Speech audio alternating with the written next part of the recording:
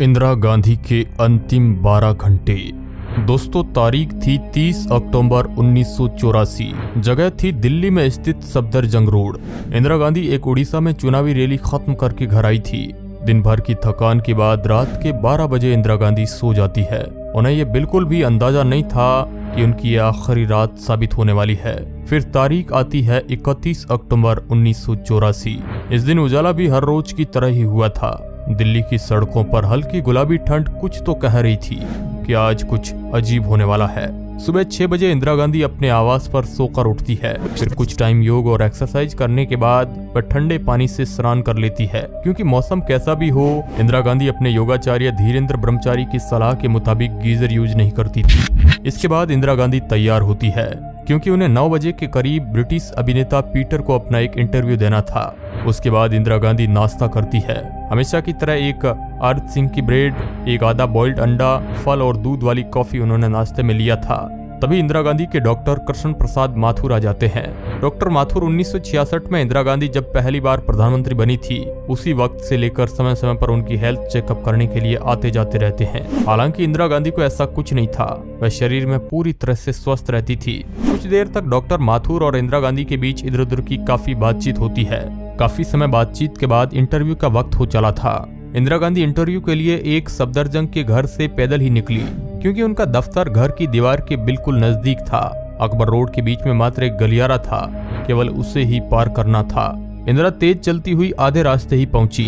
इंदिरा गांधी के ठीक पीछे दिल्ली पुलिस का कांस्टेबल मैडम के ऊपर छाता तान के चल रहे थे। उनके कुछ फीट पीछे इंदिरा गांधी के निजी सचिव राजेंद्र कुमार धवन चल रहे थे। उनके ठीक पीछे चपरासी और एक दारोगा। इंदिरा गांधी जैसे ही उस लकड़ी के गेट तक पहुंचती है कि सामने ही दारोगा बेअंत सिंह नमूदार खड़े थे। बेअंत सिंह पिछले 9 सालों से इंदिरा गांधी की सुरक्षा में लगे हुए थे। साथ ही वो कई बार उनके साथ विदेश भी गए थे। कुछ महीने पहले उन्हें इंदिरा गांधी की सुरक्षा से हटा दिया गया था, लेकिन बेअंत ने सीधे मैडम से अपील की। इसके बाद उनका ट्रांसफर ऑर्डर कैंसिल कर दिया गया। इंदिरा गांधी का कहना था कि मुझे अपने सिख सुरक्षा कर्मियों पर पूरा भरोसा है। भरोसे की यहाँ पर बातचीत इसलिए हो रही थी क्योंकि कुछ ही महीने पहले ऑपरेशन ब्लू स्टार से सिख समुदाय काफी गुस्से में था। इंदिरा गांधी ने जैसे ही बेअंत को देखा तो उन्हें लगा कि सरदार जी नमस्ते कहने वाले हैं, मगर इंदिरा गांधी ने बेअंत के नमस्कार की मुद्रा में आने से पहले ही हाथ जोड़ लिए। मगर उस दिन बेअंत के मन में कुछ और ही चल रहा था। बेअंत ने नमस्ते की जगह अपनी सर्विस रिवॉल्वर तान दी। इंदिरा के पास शायद आधा या 1 सेकंड रहा होगा। वह चीखी, क्या कर रहे हो? मगर तब तक गोली की तेज आवाज आसमान को चीरती हुई इंदिरा गांधी के कानों तक पहुंच चुकी थी। बेअंत ने एक एक करके 5 गोलियां इंदिरा गांधी पर चला दी और फिर वे जमीन पर गिर पड़े। तभी गोलियों की आवाज सुनकर एक और सुरक्षा में तैनात सिपाही सतवंत सिंह उनकी तरफ लपका और अपनी स्टैन गन इंदिरा गांधी की तरफ तान दी। बंदूक पर उसके हाथ थर थर कांप रहे थे। मगर तभी बेअंत सिंह चीखा, ओए चला गोली। इसके बाद सतवंत ने अपनी पूरी बंदूक की 25 की 25 गोलियां इंदिरा गांधी पर चला दी। पास में खड़े अन्य सिपाही कुछ समझ पाते उससे पहले ही बेअंत सिंह और सतवंत सिंह ने इंदिरा गांधी का छीना छलनी छलनी कर दिया। गोलियों का यह मंजर देख कर के आर के धवन हक्के बक्के रह जाते हैं। और इस दिन इंदिरा गांधी ने बुलेट प्रूफ जैकेट भी नहीं पहन रखी थी। इंदिरा गांधी को लगा ज्यादा बाहर तो जाना नहीं है, घर और दफ्तर के बीच जैकेट की क्या जरूरत है, और कैमरे के सामने जैकेट अच्छा नहीं लगेगा। वैसे भी सुरक्षा कर्मियों के बीच वह पूरी तरह से सुरक्षित है। कुछ ही देर पहले जो पल खुशियों का था वह अब गम की घड़ी में बदल चुका था। इंदिरा गांधी पर गोली चलाने के बाद बेअंत सिंह ने अपनी पिस्तौल को फेंक दिया और बोला, मुझे जो करना था मैंने कर दिया है। फिर बाहरी गार्ड में तैनात ITBP के जवानों ने उसे दबोच लिया था, लेकिन बेअंत सिंह को भागने और हथियार छीनने की कोशिश, उसी धरपकड़ में उसे गोली लग गई और मौके पर ही उसकी मौत हो जाती है। जबकि सतवंत और एक और साजिश करने वाले शख्स केहर सिंह को कुछ बरस बाद फांसी दे दी गई। गोलियों की आवाज सुनकर सोनिया गांधी भी वहां पर आ गई थी। इंदिरा गांधी को तुरंत ही एक एम्बेसडर कार में आर के धवन और सोनिया गांधी एम्स ले गए। इंदिरा गांधी के बॉडी से लगातार ब्लीडिंग हो रही थी। 9:30 बजे तक हॉस्पिटल पहुंच जाते हैं, लेकिन अब तक ये खबर बाहर नहीं आई थी कि इंदिरा गांधी को गोली लग गई है।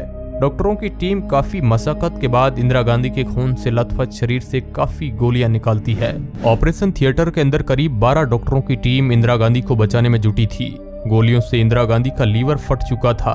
छोटी आंत, बड़ी आंत और फेफड़ों में भी गोली लगी थी। एक गोली रीढ़ की हड्डी पर भी लगी थी।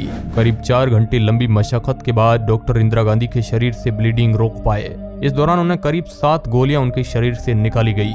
इतने मुश्किल समय से गुजरने के बाद भी एक और मुसीबत आन खड़ी हुई। इंदिरा गांधी का ब्लड ग्रुप ओ नेगेटिव था। ये ब्लड ग्रुप 100 व्यक्तियों में से किसी एक के पास होता है। ओ नेगेटिव ब्लड ग्रुप कम था। लोगों से अपील की गई तो इतने लोग आ गए कि अस्पताल के गेट तक को बंद करना पड़ा था, मगर कोई फायदा नहीं हुआ। इंदिरा गांधी को बचाने के लिए 88 बोतल खून को चढ़ाया गया, लेकिन इन गोली के जख्मों के आगे इतना खून भी कम पड़ गया था। एक एक पल कई घंटों लंबा लग रहा था। बंगाल में चुनावी दौरे पर गए बेटे राजीव गांधी को खबर दे दी गई इंदिरा गांधी की मौत की। ऑपरेशन थिएटर के बाहर कई बड़े बड़े कांग्रेस के नेता बैठे थे।